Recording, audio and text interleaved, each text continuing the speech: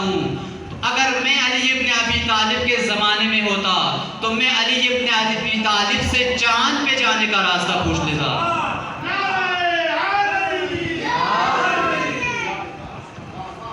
جب اس انگریز مصنف کا یہ جملہ امام خمینی رحمت اللہ علیہ نے پڑھا تو فرمایا اے انگریز مصنف، وہ بھی نادان تھا، تم بھی نادان تھے.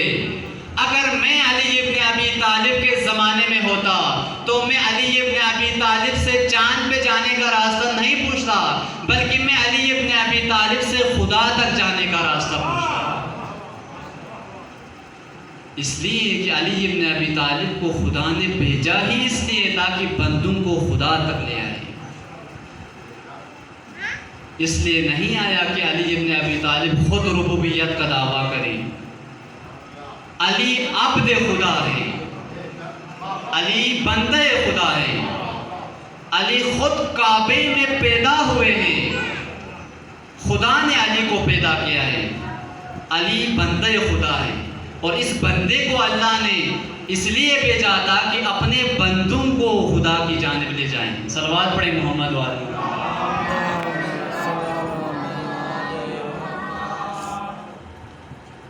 یہ عزاداری آج ہمارے پاس خداوند متعال کی جانب سے ایک عظیم نعمت ہے. عزاداری یہ کوئی رسومات نہیں ہے کہ آپ آئیں سنیں، خطیب آ کے بیان کریں، بانی لنگر تقسیم کریں، یہ ہمارا فریضہ ہو گیا. نہ عزیزان گرامی، یہ ایک امانت دین ہے. یہ امام حسین کی امانت ہے، یہ ائمہ معصومین کی امانت ہے، یہ اہل بیت کی امانت ہے، یہ امام زمانہ کی امانت ہے. اور ہمیں تشیع کو یہ فخر حاصل ہے کہ یہ امانت ائمہ نے ہمارے حوالے کی. امانت کوئی کسی خاص بندے کے حوالے انسان نہیں کرتا. 1000 2000 10,000 20,000 بھی پیسوں کی تو کوئی قیمت ہی نہیں ہے. میں کبھی بھی اپنی قیمتی چیز کسی خیانت کار کے حوالے، کسی عام بندے کے حوالے نہیں کرتا. آپ اپنی قیمتی سرمایہ کبھی بھی کسی عام انسان کے حوالے نہیں کرتا. آپ کو یہاں سے اپنے مقام کا اندازہ ہونا چاہیے، شیعہ کو یہاں سے اپنے مقام کا اندازہ ہونا چاہیے. وہ عزاداری جس کی بقا میں اسلام کی بقا ہے، وہ عزاداری جس کی بقا میں قرآن کی بقا ہے، وہ عزاداری جس کی بقا میں مسلمانوں کی بقا ہے، وہ عزاداری آپ اور میرے حوالے کر گیا امام معصومین. یہ عزاداری امانت ہے. بس اگر یہ عزاداری ہمارے پاس امانت ہے تو پھر کیا کرنا چاہیے؟ ہر عقل مند کے ذہن میں یہ بات آ جاتی ہے، جب امانت ہے تو امانت کے ساتھ امانت داری کرنی ہے.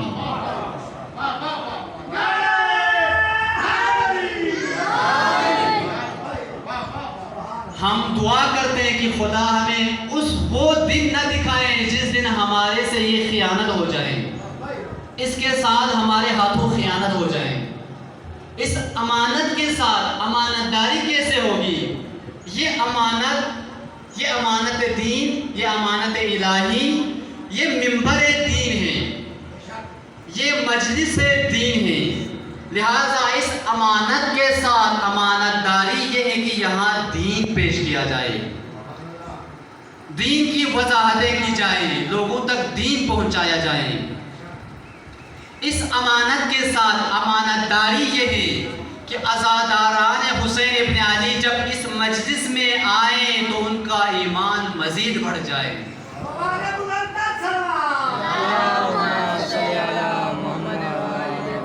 اس عزاداری، اس فرش عزا میں آنے کے بعد ایمان میں اضافہ ہو جائے. اس امانت الہی کے ساتھ امانت داری یہ ہے کہ یہاں سے توحید کا پرچار ہو، یہاں سے کفر و شرک بیان نہ ہو، بلکہ یہاں سے توحید کا پرچار ہو. اس امانت کے ساتھ امانت داری یہ ہے کہ یہاں سے جو کچھ بیان کیا جا رہا ہے، اس بیان کے نتیجے میں کسی مسلمان کا دل نہ دکھے، مسلمانوں کے درمیان اتحاد و وحدت قائم ہو جائے، مسلمانوں کے درمیان پیار و محبت قائم ہو جائے۔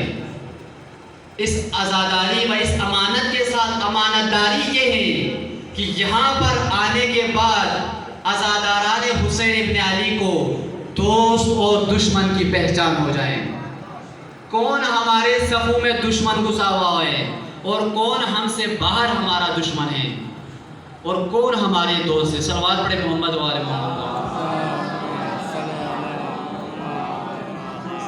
اس امانت کے ساتھ امانت داری یہ ہے کہ یہاں پر آنے کے بعد عزادار کے اندر شعور و آگاہی بڑھ جائے، شعور میں اضافہ ہو جائے۔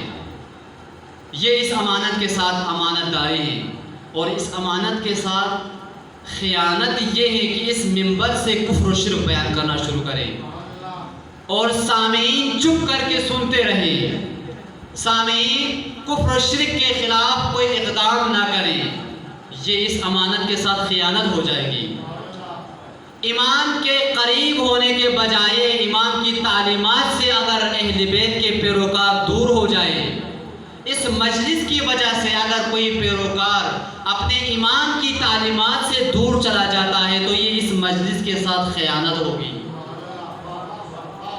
اگر اسی مجلس کے ذریعے سے مومنین کا ایمان کمزور ہو جائے تو یہ اس امانت کے ساتھ خیانت ہوگی۔ اگر اس مجلس کے ذریعے سے شرک کا پرچار ہو تو پھر اس امانت کے ساتھ یہ خیانت ہوگی۔ ہم دعا کرتے ہیں کہ خدا ہمیں اس دن سے بچائے۔ صلوات پڑھے محمد و آل محمد۔ بآواز بلند بار دیگر صلوات۔ اگرچہ تعداد کم ہے، قلیل ہیں، لیکن آپ کا یہاں پر آنا، مجلس اعزاء میں شرکت کرنا، رسول اللہ صلی اللہ علیہ وآلہ وسلم کی اس حدیث نورانی کہ جس میں رسول اللہ فرماتے ہیں اِنَّا لِقَتْلِ الْحُسَيْنِ حَرَارَةً فِي قُلُوبِ الْمُؤْمِنِينَ لَا تَبْرُدُ أَبَدًا۔ قتل حسین و خون حسین میں ایسی حرارت و تڑپ موجود ہے کہ جو مومنین کے دلوں کو گرما دیتی ہیں، مومن کو گھروں میں بیٹھنے نہیں دیتی بلکہ لے کے فرش عذاب پر آتی ہے۔ آپ کا یہاں پر آنا امام حسین سے عشق کی علامت ہے، آپ کا یہاں پر آنا اہل بیت سے محبت کی علامت ہے، آپ کا یہاں پر آنا دیندار ہونے کی علامت ہے، آپ کا یہاں پر حاضری دینا اس امانت الہی کے امانت دار ہونے کی علامت ہے، اور آپ کا یہاں سے امین بن کے جانا یہ آپ کی ذمہ داری ہے۔ آپ کا یہاں پر آ کر کچھ حاصل کر کے جانا یہ آپ کی ذمہ داری ہے۔ آپ کا یہاں پر آ کر اپنے ایمان میں اضافہ کر کے جانا یہ آپ کی ذمہ داری ہے۔ آپ کا یہاں پر آ کر اپنا فرض و ذمہ داری معلوم کر کے جانا یہ آپ کا فرض ہے۔ عزیزان گرامی، آج 2 محرم الحرام ہے۔ امام حسین علیہ السلام کا یہ سفر 28 رجب کو شروع ہوتا ہے، جب مدینے کا گورنر ولید لائن نے امام سے بیعت کا تقاضا کیا۔ کس سے بیعت کا تقاضا کیا اور کس کے لیے؟ امام حسین کیا فرماتے ہیں؟ انا اہل بیت النبوہ، اے لائن تجھے معلوم ہے کہ میرا گھرانہ کیا ہے؟ میرا گھرانہ رسالت کا گھرانہ ہے، میرا گھرانہ وحی اترنے کا گھرانہ ہے، اور یزید رجل فاسق شارب الخمر، فاسق و فاجر کی بیعت تم نے اہل بیت کے گھرانے سے کی ہے۔ مثلی لا یبایع لمثلہ، مجھ حسین جیسا کبھی بھی یزید جیسے کی بیعت نہیں کر سکتا۔ عزاداران سید الشہداء، یہ سفر امام حسین علیہ السلام نے اپنی بہن زینب کے ساتھ شروع کیا۔ بھائی بہن نے اکٹھا اس سفر کا آغاز کیا۔ مدینے سے مختصراً عرض کروں، جب اس سفر کا آغاز ہوا، امام حسین علیہ السلام سب سے پہلے روضہ رسول پر جاتے ہیں، اپنے نانا رسول اللہ صلی اللہ علیہ وآلہ وسلم کے قبر اطہر پر جا کر فرماتے ہیں السلام علیک یا رسول اللہ، نانا رسول اللہ آپ پر میرا آخری سلام ہو۔ اور خدا کی بارگاہ میں اپنے دونوں ہاتھوں کو بلند کر کے امام حسین یہ دعا کرتے ہیں، پروردگارا یہ تیرے حبیب رسول ہیں اور میں اس تیرے حبیب رسول کا نواسا حسین ہوں، جسے اس رسول کی امت مدینے میں رہنے نہیں دے رہی۔ امام حسین رسول اللہ سے مخاطب ہو کر فرماتے ہیں نانا رسول اللہ، میں آپ کا نواسا حسین ہوں، آپ کی امت مجھے مدینے میں رہنے نہیں دے رہی، میں مدینے کو الوداع کر کے جا رہا ہوں۔ امام حسین اپنے نانا رسول اللہ کے قبر اطہر سے لپٹ کر گریہ و زاری کرنا شروع کرتے ہیں۔ اس حالت میں امام حسین غشی کی حالت میں چلے جاتے ہیں۔ غشی کی حالت میں امام حسین علیہ السلام اپنے نانا رسول اللہ کو دیکھتے ہیں۔ رسول اللہ امام حسین کو اس طرح بوسہ دے رہے تھے جیسے کسی بچے کو بوسہ دیتے ہیں۔ خود امام حسین فرماتے ہیں نانا رسول اللہ نے مجھے ایسے بوسہ دیا جیسے مجھے بچپنے میں بوسہ دیا کرتے تھے۔ عزاداران سید الشہداء، امام حسین علیہ السلام کو رسول اللہ آپ کے 4 مقامات پر بوسہ دیا کرتے تھے اور بار بار بوسہ دیا کرتے تھے۔ آپ سننا چاہیں گے عزاداران سید الشہداء، سب سے پہلا مقام رسول اللہ امام حسین کو بوسہ دیا کرتے تھے، آپ کی پیشانی پر رسول اللہ بار بار بوسہ دیا کرتے تھے۔ شاید اس وجہ سے بوسہ دیا کرتے تھے، رسول اللہ کو معلوم تھا شب عاشور میرے اس فرزند کے پیشانی پر تیر برسائیں گے، میرے اس فرزند کے پیشانی پر پتھر برسائیں گے۔ اور دوسرا مقام کہ نانا رسول اللہ بوسہ دیا کرتے تھے، امام حسین کے لبوں پر بار بار بوسہ دیا کرتے تھے۔ شاید اسی وجہ سے بوسہ دیا کرتے تھے کہ میرے اس فرزند کو کربلا کے اس ریگزار پر بھوکا و پیاسا شہید کیا جائے گا، اس کی لبیں خشک ہوگی، اس حالت میں میرے فرزند کو شہید کیا جائے گا۔ اور دوسری وجہ شاید یہ ہوگی کہ میرے اس فرزند کے اسی لبوں پر عمر سعد و شمر لعین چھری سے وار کریں گے۔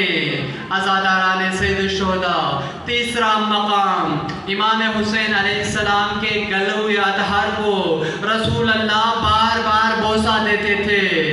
شاید اسی وجہ سے بوسہ دیتے تھے کہ رسول اللہ کو معلوم تھا میرے اس فرزند کے اس گلے کو بھوکا و پیاسا رکھ کر شمر لعین خنجر سے جدا کرے گا۔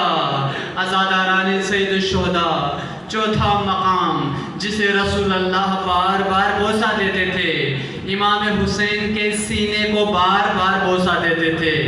شاید اسی وجہ سے بوسہ دیتے کہ شب روز عاشور ہوگا، شمر لعین امام حسین کے سینے پر قدم رکھے گا اور سینے پہ قدم رکھ کر امام حسین علیہ السلام کو پس گردن شہید کیا جائے گا۔ عزاداران سید الشہداء، امام حسین غشی کی حالت سے اٹھتے ہیں، نانا رسول اللہ کے روزے سے جدا ہو کر الوداع کر کے اپنے ماں زہرا کے قبر اطہر پہ جاتے ہیں۔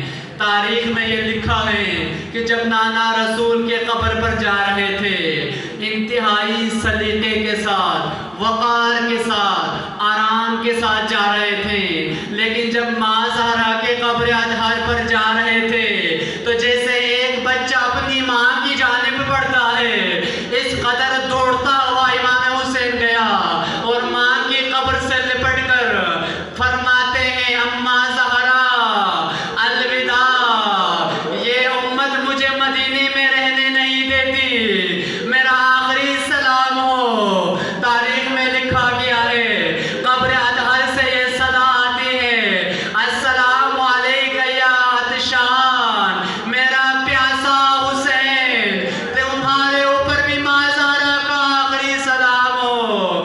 زہرا فرماتی ہے میرا بیٹا حسین پریشان مت ہو جائیے، آپ کی ماں زہرا آپ کے ساتھ رہیں گی، اگر شمرلین آپ پر گردن چلائے گا تو میں اپنے دونوں ہاتھوں کو آپ کے گردن پہ رکھوں گی۔ امام حسین فرماتے ہیں میری ماں زہرا، لیکن جب کربلا میں جاؤں گا نہ میرے ساتھ عباس علمدار ہوگا، نہ میرا بیٹا اکبر ہوگا، نہ اولو محمد ہوگا، یہ لعین مجھے تن و تنہا شہید کرے گا، میں پکارتا رہوں گا، میں اپنی فوج کو یہ صدا دیتا رہوں گا حل من ناصر ینصرنا، ہے کوئی اس غریب کی مدد کرنے والا؟ ماں زہرا لیکن میری مدد کرنے والا کوئی نہیں آئے گا۔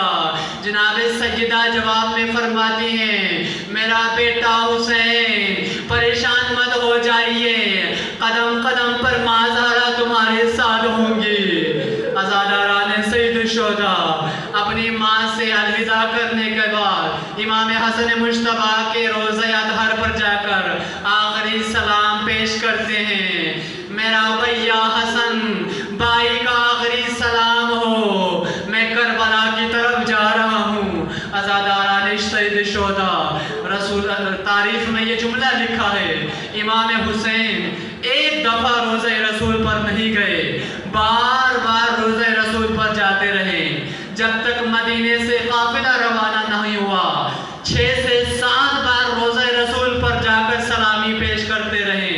رسول اللہ جس طرح اپنے فرزند سے محبت کرتے تھے، امام حسین بھی نانا سے محبت کرتے تھے۔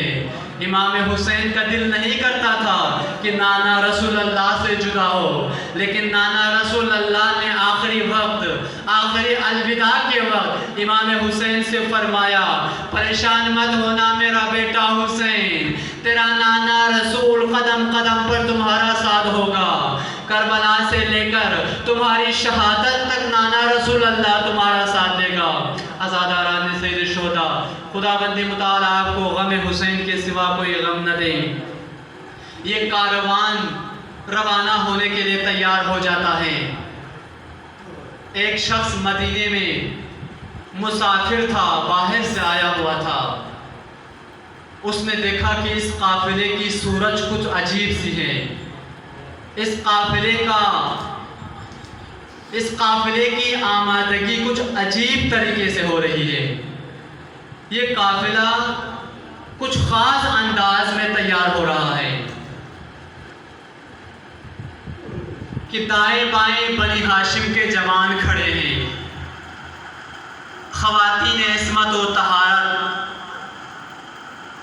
پردہ کے اندر، دائیں طرف ابو الفضل العباس کھڑے ہیں، بائیں طرف حضرت علی اکبر کھڑے ہو کر ایک ایک بی بی کو زمپان کے اندر سوار کرتے ہیں۔ یہ مسافر تعجب سے کسی سے پوچھتا ہے کہ یہ کس کا قافلہ ہے، یہ باعزت گھرانہ کس کا ہے؟ جواب دینے والے نے جواب دیا اے نادان، یہ رسول اللہ کا گھرانہ ہے کہ جسے رسول اللہ کی ہی امت ستا کر یہاں سے نکال رہی ہے، رسول اللہ کی ہی امت اسے مدینے میں نہیں رہ رہی۔ عزادارائن شہداء امام حسین ہر ایک سے الوداع کرتے ہیں، بنی ہاشم کے باقی ماندہ لوگوں سے بھی الوداع کرتے ہیں، اپنی ایک بیٹی سے بھی الوداع کرتے ہیں جس کا نام تاریخ میں صغرا لکھا گیا ہے۔ اپنی اس بیٹی کو مدینے میں بیماری کی حالت میں امام حسین چھوڑ جانے کا فیصلہ کرتے ہیں۔ یہ بی بی فرماتی ہیں بابا جان آپ کا فیصلہ مجھے قبول ہے، لیکن میں آپ کو بتاؤں گی کہ میں آپ کے بعد زندہ نہیں رہ سکتی۔ آپ مجھے چھوڑ کے ضرور جائیے، لیکن میرے لیے میرے بھائی علی اصغر کو یہاں چھوڑ کر جانا تاکہ میں علی اصغر کو دیکھتا رہوں۔ عزاداران سید الشہداء، جب یہ جملہ اس بی بی نے ادا کیا، علی اصغر کو معلوم ہوا، علی اصغر اپنے ماں کی گود سے فوراً اپنے بابا کے گود میں چلا جاتا ہے۔ شاید علی اکبر کو یہ معلوم ہو گیا، علی اصغر کو پہلے ہی معلوم ہو گیا تھا کہ اگر مجھے یہاں روکا گیا تو روز عاشور اس لعین حرملے کا تیر کون کھائے گا؟ حرملہ لعین کا تیر کس کے گلے پہ جا کے لگے گا؟ علی اصغر امام حسین کے گلے سے لپٹ جاتا ہے اور امام حسین علیہ السلام قافلے کو تیار کر کے سوار ہونے لگ جاتے ہیں۔ عزاداران سید الشہداء، جب یہ قافلہ روانہ ہو رہا تھا، یہ قافلہ جب نکل رہا تھا، مدینے کے در و دیوار سے آہ و زاری کی آوازیں آ رہی تھی۔ ہر بندہ رو رہا تھا، ہر مخلوق امام حسین پر گریہ کر رہی تھی۔ کسی نے کہا امام حسین سے وجہ طلب کی کہ یہ مخلوقات کیوں گریہ کر رہی ہیں؟ امام حسین نے فرمایا یہ سب اپنے وقت کے امام کی آخری ودا کر رہی ہے، ہماری آخری ودا کر رہی ہے۔ امام حسین مدینے سے روانہ ہو گئے۔ مدینے سے روانہ ہو کر مکے کی جانب، اور مکے کے اندر 4 مہینہ قیام کرنے کے بعد امام حسین علیہ السلام کوفہ کی جانب روانہ ہوتے ہیں۔ لیکن کوفے والوں نے بھی امام کو 18,000 خطوط لکھنے کے بعد امام کے ساتھ امام کے خاص نمائندے مسلم ابن عقیل کو جب شہید کیا گیا، کوفے کے راستے میں امام حسین علیہ السلام کو جب معلوم ہوا، امام حسین علیہ السلام نے اپنا راستہ کربلا کی طرف کیا۔ حضرت مسلم علیہ السلام کی شہادت بہت دردناک ہے۔ یہ وہ شہید ہیں جو کربلا سے باہر شہید ہوئے، لیکن کربلا کے شہداء میں اس کا نام ہے۔ کربلا کے شہداء کو شہید کرنے کے بعد امام حسین ہر شہید کا لاشا اٹھا کر گنج شہداء میں جمع کرتے تھے، لیکن میں قربان جاؤں مسلم ابن عقیل پر کہ جسے کوفہ میں شہید کرنے کے بعد جس پر رونے والا کوئی نہیں تھا، علی اکبر پر رونے کے لیے امام حسین موجود تھے، حضرت عباس پر رونے کے لیے بیویاں موجود تھیں، لیکن اس مظلوم شہید مسلم ابن عقیل پر میں قربان جاؤں جسے بے دردی کے ساتھ دارالامارت سے نیچے گرا کر شہید کیا گیا، اور جس کے لاشے کو سر کو جدا کر کے کوفے کے گلیوں میں پھرایا گیا، جس پر رونے والا کوئی نہیں تھا، اور مسلم کے لاشے کو 3 دن تک کوفہ کے گلیوں پر پھرایا گیا۔ لعنت اللہ علی القوم الظالمین وسيعلم الذين ظلموا أي منقلب ينقلبون۔ میں دعا گو ہوں خداوند متعال کی بارگاہ میں کہ پروردگارا بانیان مجلس کی جو بھی شرعی حاجات ہے برآوردہ فرما، جو بھی آرزوئیں ہیں پوری فرما، حاضرین کی جو بھی دعائیں ہیں پروردگارا مستجاب فرما، حاضرین کی تمام تر مشکلات مسائل حل فرما، حاضرین پروردگارا جو بھی دعائیں اپنے دلوں میں رکھتے ہیں پوری فرما۔ خداوندہ ہمارے اس قلیل سے عبادت کو اپنے بارگاہ میں قبول و مقبول فرما۔ آخری زمانے کے امام ہم سے راضی و خوشنود فرما، جناب سیدہ زہرا کی بارگاہ میں قبول و مقبول فرما۔ پروردگارہ ہم سب کو سال بھر سوگ و عزاداری کی حالت میں رہنے کی توفیق عطا فرما، تمام مرحومین کی مغفرت فرما، حاضرین کی جو جتنے بھی مرحومین مرحومات رخصت کر گئے ہیں جوار ائمہ اہل بیت میں جگہ نصیب فرما۔ خداوندہ اس مجلس کے ثواب سے اس کے درجات بلندتر فرما، تمام شہداء اسلام کے درجات بلند سے بلندتر فرما۔ خداوندہ تمام شہداء اسلام کو شہداء کربلا کے ساتھ محشور فرما۔ شہداء کربلا کے واسطے ہم سب کے گناہان کبیرہ صغیرہ سے عفو درگزر فرما۔ ہم سب کو سیرت اہل بیت پر چلنے کی توفیق عطا فرما۔ ہمارے جوانوں کو سیرت علی اکبر پر چلنے کی توفیق عطا فرما۔ ہمارے خواتین کو جناب سیدہ زہرا سلام اللہ علیہا کی سیرت پر عمل کرنے کی توفیق عطا فرما۔ بار الہ ہم سب کو امام حسین کے عزاداران میں سے شمار فرما۔ بار الہ موت سے پہلے امام حسین علیہ السلام کی ذریعہ مقدس کی زیارت نصیب فرما۔ موت کے بعد امام حسین علیہ السلام کی شفاعت نصیب فرما۔ بار الہ ہماری تمام تر دعائیں اپنی بارگاہ میں قبول و منظور فرما۔ وقت کے امام کو ہم سے راضی و خوشنود فرما، ان کے ظہور میں تعجیل فرما۔ تمام علماء حقہ، تمام مجتہدین نظام کا سایہ ہمارے سروں پر قائم و دائم فرما۔ دنیا بھر میں تمام جہاں کہیں بھی مجلس عزا برپا ہے سب کی حفاظت فرما۔ کرونا وائرس سے تمام انسانیت کو نجات عطا فرما۔ جو مومنین مومنات اس کرونا وائرس میں مبتلا ہیں انہیں جلد از جلد سے نجات عطا فرما۔ بار الہ جو مومن مومنات بیمار ہیں اور دعا کی التماس کی ہیں ان کی دعائیں اپنی بارگاہ میں قبول و منظور فرما۔ ان سب کو جلد از جلد شفاء عاجلہ و کاملہ عطا فرما۔ آپ سب مومنین، تمام مرحومین مرحومات، تمام شہداء کی مغفرت کے لیے سورہ فاتحہ کی تلاوت۔ بسم اللہ الرحمن الرحیم۔ الحمدللہ رب العالمین الرحمن الرحیم مالک یوم الدین ایاک نعبد و ایاک نستعین اهدنا الصراط المستقیم صراط الذین انعمت علیہم غیر المغضوب علیہم ولا الضالین۔ اللهم صل علی محمد وآل محمد ربنا تقبل منا انك انت السمیع العلیم وتب علینا انك انت التواب الرحیم۔ اللهم صل علی محمد وآل محمد وعجل فرجهم۔ آپ اپنی دعاؤں کی استجابت و قبولیت کے لیے بآواز بلند صلوات پڑھیں۔